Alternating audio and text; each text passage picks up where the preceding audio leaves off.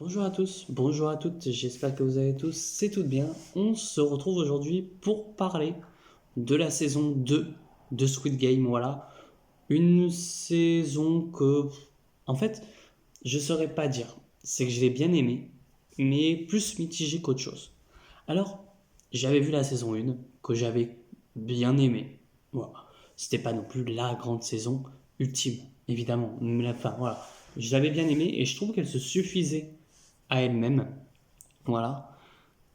La saison 2, je trouve qu'on n'en apprend pas beaucoup. Voilà. Je sais qu'apparemment, fin 2024, on va avoir une saison 3. Fin 2025, pardon.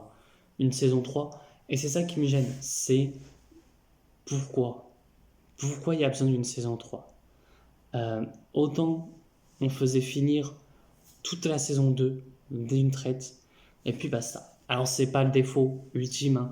Parce que la série est assez cool. Voilà, on suit j'ai oublié le nom. Seong, oh, je sais plus. Voilà, bon, le numéro 456 là, voilà, qui va aller retourner dans les jeux du Squid Game. Pendant ce temps-là, on va avoir le flic qui s'était fait tirer dessus par son frère, qui justement va tout simplement se mettre à chercher la fameuse île. Ils vont travailler ensemble, mais on va apprendre comme quoi il y aurait une taupe qui justement aurait fait en sorte que bah voilà, les deux perdent la même trace, etc. Et il va faire les jeux, voilà. On va apprendre comme quoi il y a de nouveaux jeux. Alors il n'y en a que deux, hein. Non, trois. Il y a trois nouveaux jeux. Euh, on va être très honnête, c'est fait exprès que c'est trois nouveaux jeux. On a le 1, 2, 3 Soleil. Et puis après, on a un jeu qui en fait 4. Euh, on a les. Quoique, je crois qu'on en a que deux nouveaux, si je me trompe pas. Euh, je réfléchis, mais voilà, on n'a que deux nouveaux de jeux. Oui, oui, on n'a que deux nouveaux jeux. On a enfin le truc avec le cercle à faire plusieurs mini-jeux. Et on a le manège. Qui, je trouve que c'était l'épisode le plus long. Je sais pas vous, mais l'épisode avec le manège, vraiment. Alors, dans cette série, là, dans cette saison 2, en tout cas, il y a vraiment énormément de longueur, je trouve.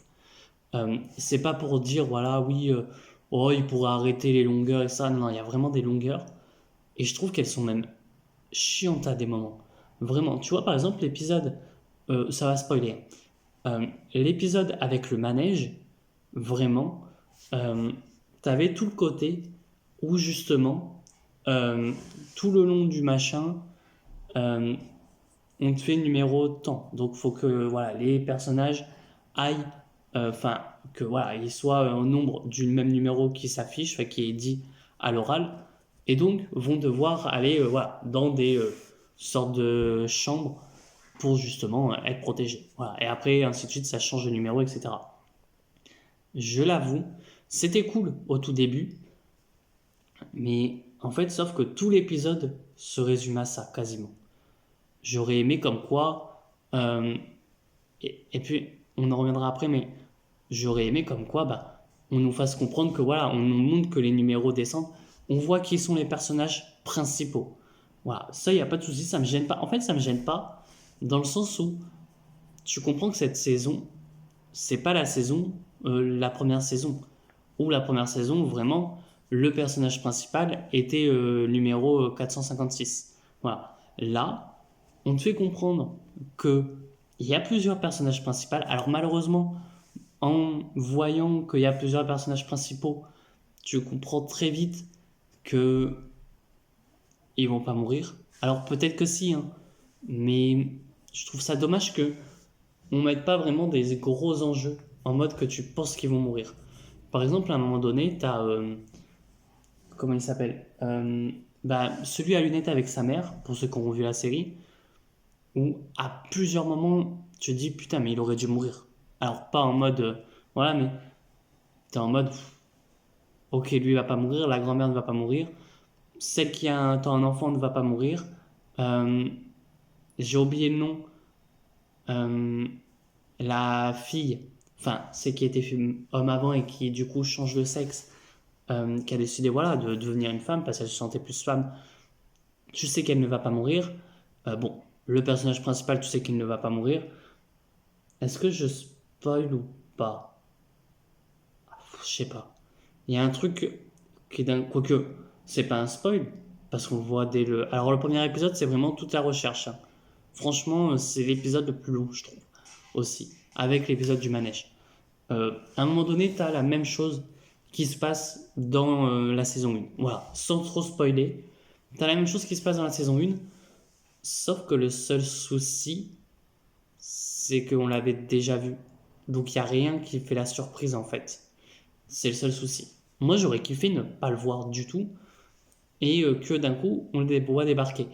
Et je me pose la question, parce que le personnage on l'avait pas vu. Et quoique on l'avait vu dans la saison 1, il se passe la même chose que la saison 1. C'est ça qui est dommage. Euh, tac tac tac, je réfléchis. Quoique non, on l'avait vu. Ouais, non, on l'avait vu au jeu du 1, 2, 3 Soleil que là, non. Donc là, je me dis, il est rentré en même temps. Parce qu'il il se passe des choses, donc voilà. Euh, j'ai pas du tout aimé. Et je le dis, hein, je sais comme quoi. euh, et je pense qu'il y a beaucoup qui l'ont aimé. Mais le personnage de Thanos, il m'a saoulé du début jusqu'à la fin. En fait, j'avais juste une envie, c'est qu'il crève. Vraiment. Euh, il sert à rien. Voilà, il sert à rien. Il y a un personnage où je me suis attaché vraiment trop rapidement. C'est et je crois qu'on n'a même pas son nom. Si, enfin c'est Luna, il l'appelle, mais c'est pas Luna. Je crois que c'est ça. Franchement, j'étais attaché. J'étais en mode, ok, elle va devenir importante. Putain, il la bute. J'étais en mode non, en fait. Franchement, j'avais. Et ouais, non, franchement, voilà, j'ai aimé sans trop aimer. En fait, c'est que je me dis, bordel, quoi. Faut maintenant attendre 1 an avant d'avoir la suite. Parce que la suite, ça se finit vraiment sur.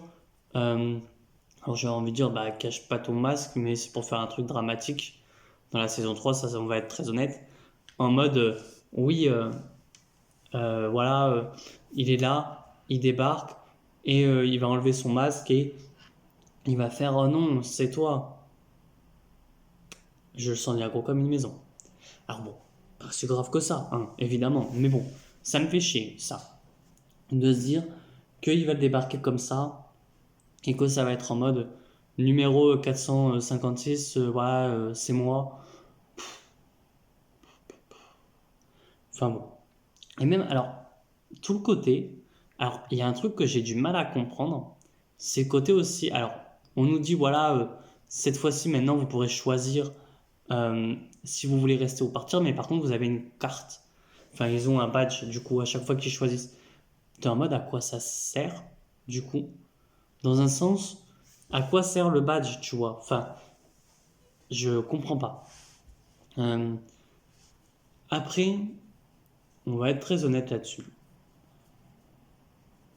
Je, je pense, enfin, on nous met aussi comme quoi, voilà, comment ça s'appelle? Le mec du bateau, voilà, est une taupe. Alors comment, pourquoi? Alors, on peut s'en douter, parce que quand on y réfléchit, quand il tue quelqu'un qui est en train de rechercher l'île, et que tu vois comme quoi il le jette à l'eau, il le tue, tu te dis, ok, c'est normal que du coup il trouvait jamais l'île. Voilà. Ça, tu peux te dire, ok, c'est normal. Il n'y a pas de souci là-dessus.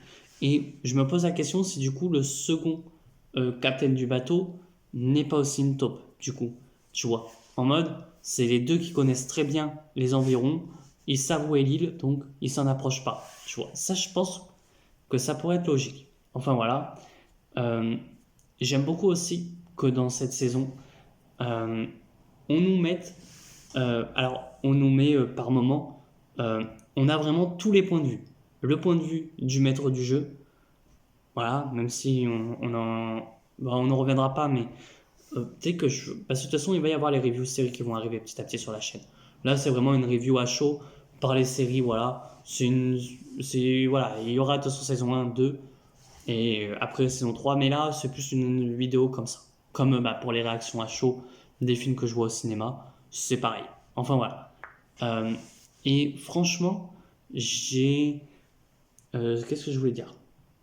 Sans spoiler, tu comprends très vite que du coup, alors il y a aussi ce truc, alors moi ce qui me fait rire, du coup, c'est ce truc de, oui, comment ça s'appelle? Ah, ils font toujours le truc avec les corps, enfin voilà, des participants. Faut pas qu'on les tue, on fait semblant de les tuer, mais voilà, bon, ok, trafic d'organes, mais il n'y a pas de souci là-dessus, c'était dans la saison 1, il n'y a pas de souci. Sauf qu'il y a un truc qui me fait rire aussi. C'est à un moment donné, c'est le tout dernier épisode, ou le second, non, c'est le tout dernier, je crois, enfin le dernier ou l'avant-dernier, je sais plus, où t'as à un moment donné, voilà, ils réussissent à prendre en otage l'un des mecs en tenue, là, rose, etc. Alors déjà, le numéro 11, qui est un personnage du truc avec leur combinaison rose, tu te dis, bah, elle est où? Parce que tout le long, elle est en mode presque d'un coup, elle veut arrêter, elle veut détruire le système. Là, tu la vois pas. Enfin bref. Euh, et d'un coup, moi, ce qui me fait rire, c'est euh, ils ont voulu te mettre un suspense, mais je pense parce qu'ils jouent sur le fait de la série, vous l'avez vu il y a très longtemps, tu vois. Sauf que le souci, c'est que enfin, la saison 1, vous l'avez vu il y a longtemps, donc la saison 2, vous vous souvenez plus des personnages. Sauf que le souci, c'est que vous le remettez en flashback, ce personnage-là, que je ne spoilerai pas. Et à un moment donné, t'as vraiment le truc de. T'as le mec en tenue qui le voit et qui d'un coup s'arrête. Et là, t'as. Et il fait comme si de rien n'était. Mais. Et d'un coup, je n'ai pas pu m'empêcher, à la fin, de me poser la question, mais du coup, s'il avait perdu une épreuve, imaginons, imaginons, il aurait perdu une épreuve.